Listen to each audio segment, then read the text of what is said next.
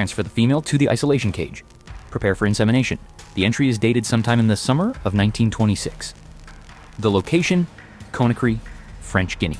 Humidity clings to the air like a second skin. The Atlantic presses against the West African coastline. In a small compound on the outskirts of the city, then a colonial outpost of France, a Russian biologist believes he is about to change human history. His name was Ilya Ivanovich Ivanov, and he wanted to create a human-ape hybrid. Not metaphorically, not philosophically, biologically. The stakes were bigger than scandal. If Ivanov succeeded, he wouldn't just blur the line between species. He would shatter it. And for a brief window in the 1920s with government funding and institutional backing, he tried. The story begins long before the jungle. Ilya Ivanov was born on July 20th, 1870, in Shigry, Kursk Governorate, in the Russian Empire. By the early 20th century, he was one of the world's leading experts in artificial insemination of animals. He had successfully crossbred horses and zebras, cattle, and bison. His work was respected in agricultural circles across Europe. This wasn't a fringe scientist in a basement laboratory. This was a credentialed biologist affiliated with the State Experimental Veterinary Institute in Moscow. But Ivanov's ambition went beyond livestock. In 1910, at the World Zoological Congress in Graz, Austria, he publicly suggested the possibility of creating a human-ape hybrid through artificial insemination. The room reportedly reacted with a mixture of fascination and horror. At the time, Darwin's theory of evolution had already shaken religious and social foundations. The idea that humans shared ancestry with apes was controversial enough. Ivanov proposed proving it in the most literal way possible. After the Russian Revolution in 1917, the newly formed Soviet Union embraced radical science. The state sought breakthroughs that would demonstrate intellectual superiority over the West. In 1924, Ivanov formally proposed an experiment to create a human-chimpanzee hybrid. He argued it would advance evolutionary biology and demonstrate the closeness of humans and primates. The Soviet Academy of Sciences approved funding. This is where the story leaves the realm of rumor and enters documented history. In 1926, Ivanov traveled to French Guinea, modern-day Guinea, where chimpanzees were accessible in larger numbers. He worked out of the Pasteur Institute branch in Kindia, approximately 10.05 degree N, 12.87 degree W. The plan was disturbingly straightforward. Obtain female chimpanzees. Inseminate them with human sperm. Wait.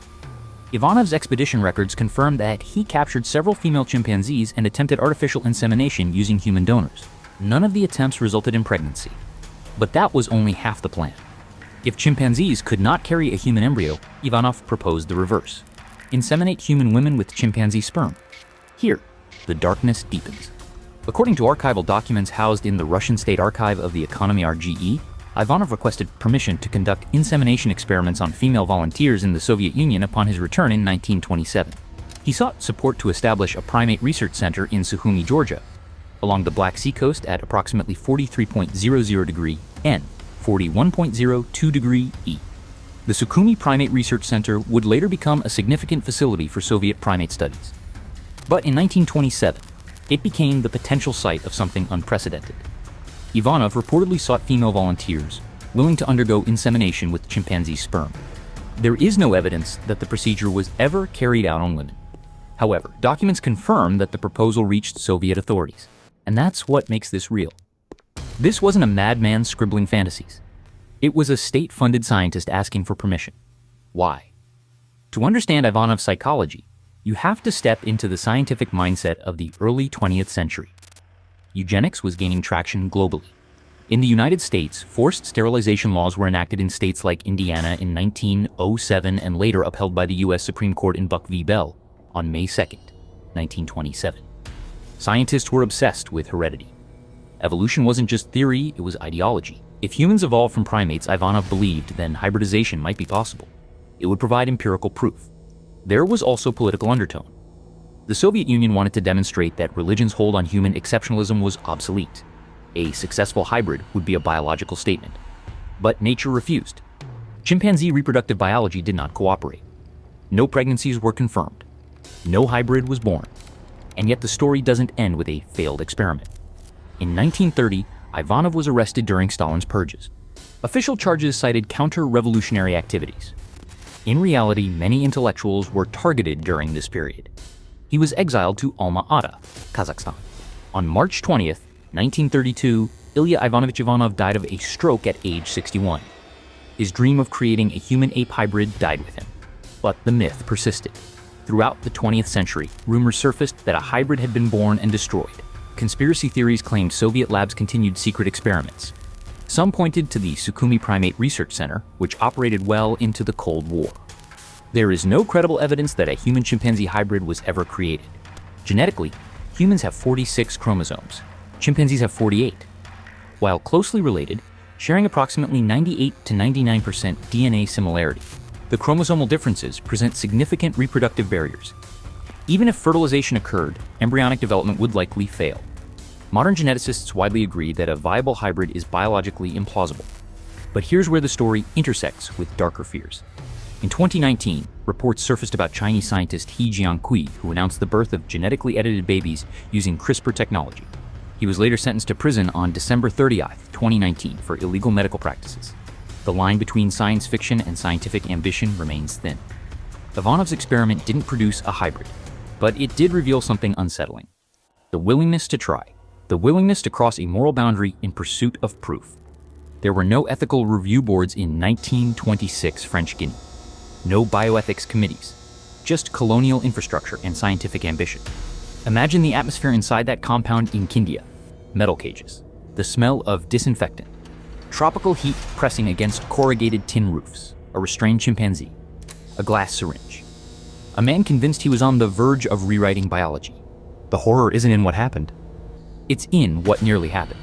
The idea that a government-backed scientist attempted to engineer a human-animal hybrid forces us to confront uncomfortable truths about scientific curiosity. There is no police dispatch, no crime scene tape, no trial transcript, because technically no crime was completed. But ethically, the line was crossed the moment the proposal was written. The aftermath of Ivanov's work is complicated. The Sukhumi Primate Research Center became a major site for primate studies, including vaccine research during the Soviet era. It operated through World War II and into the late 20th century. Today, it still exists in Abkhazia, though under different administrative conditions. Ivanov's name faded into obscurity until rediscovered by historians in the 1990s. Unlike Unit 731 or MKUltra, there was no massive cover-up, just quiet abandonment. But the story refuses to die because it taps into a primal fear. What makes us human?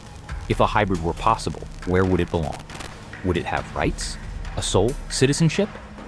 In American culture, the idea of a human Z has appeared in tabloids and conspiracy forums for decades, none substantiated, all rooted in the same historical seed, Ivanov's experiment. The dark truth is not that a hybrid exists.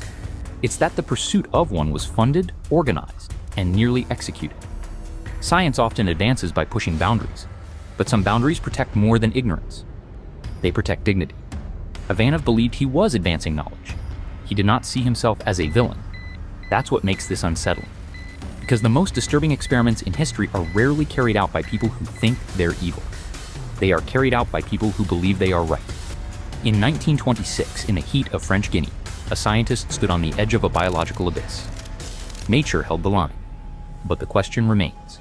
If technology evolves, if genetic editing advances, if barriers once thought impossible become negotiable, will someone try again? Ivanov failed. But the ambition he embodied never disappeared.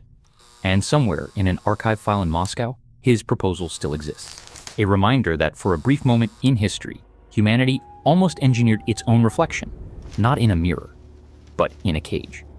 The next experiment may not fail so quietly.